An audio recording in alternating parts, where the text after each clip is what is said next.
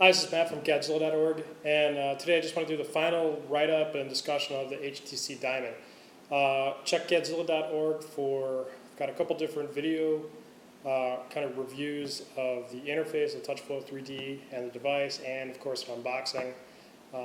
And later today or tomorrow morning I'll post a final review with the specs. And this is kind of the recap of all the video reviews and me using the device for the last couple of days. The Diamond is really cool from a style perspective.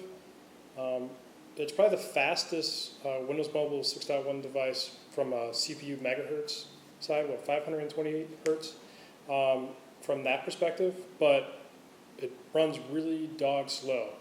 I have to wonder, it looks like HTC, I think today or last night they stopped shipment of the Diamond, so possibly maybe new firmware is being loaded or they found some issues, hopefully not, on the engineering and device side. Hopefully it's all just firmware related, and they can push that firmware out to people that already bought the device, because the device is being sold at some locations. So you've seen the device and you'll see it again here. You know, like I said, the device styling wise is just awesome, but you know, it has some really unremarkable performance and kind of shortcomings that, in my opinion, is really kind of, there should be no excuse for that these days, especially from HTC and especially from all the hype that they had with this device. A couple things to note here that are bad. We're not talking software, just hardware-wise. You know, this isn't going to be a slam the Diamond review. I do like the device; it's actually really cool. And once they get the firmware fixed and the performance fixed for it, I think it'll be a smoking device. It'll be one that iPhone really has some, the 3G iPhone will really have some good competition against. But a couple gripes, at least from my opinion, is the D-pad here. The D-pad doesn't have any kind of scroll mechanism. There's just a four-way rocker. It's right on the screen, right inside there. But the middle button is kind of depressed, so it's a little odd navigating it. To be honest, it took me a couple minutes to figure out where was the four-way rocker. Until you closely look at the screen, you will see arrows up and down. Another thing to note on the back is very good 3.2 autofocus camera, but no flash. Kind of inexcusable these days. Every 3 megapixel camera phone out there has some type of strobe on it. I just find it hard to believe they couldn't do that. On the lighter things, the phone has 4 gig of internal storage. That's awesome. It has USB 2.0, so file transfers are nice and fast.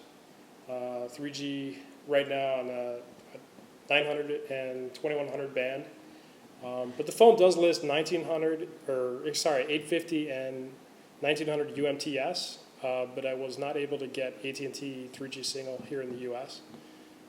I understand there is some hacks to get around that. The device does, at least from what I understand, the device does have the 850, 1900 band in it already. It's just not enabled, but I could be wrong. But that's what I heard out there. You've seen the interface many times over, but I'll show it to you just one last time. Really, my opinion on the TouchFlow 3D launcher, it's really cool looking, but to be perfectly honest, it really doesn't bring anything new to the table.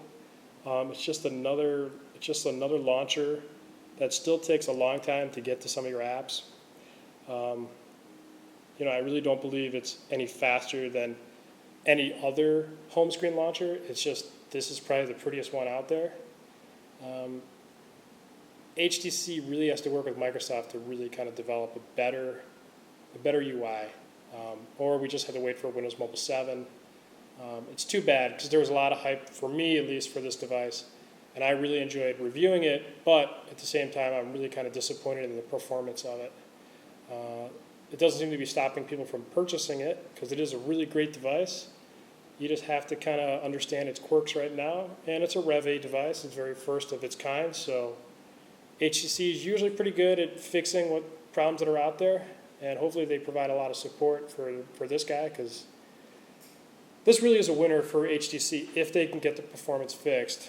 You know, maybe they rushed out of the gate because of Monday's announcement for Apple for the 3G phone. But you know, they might be the first kid on the block, and hopefully they could correct the issues, and you know, it should sell like hotcakes. But check Godzilla.org for the formal write-up of the device. It'll have the specs. I've posted a bunch of pictures and a couple different video walkthroughs, so you can take a look at that. This is the HTC Diamond, and this is Godzilla.org.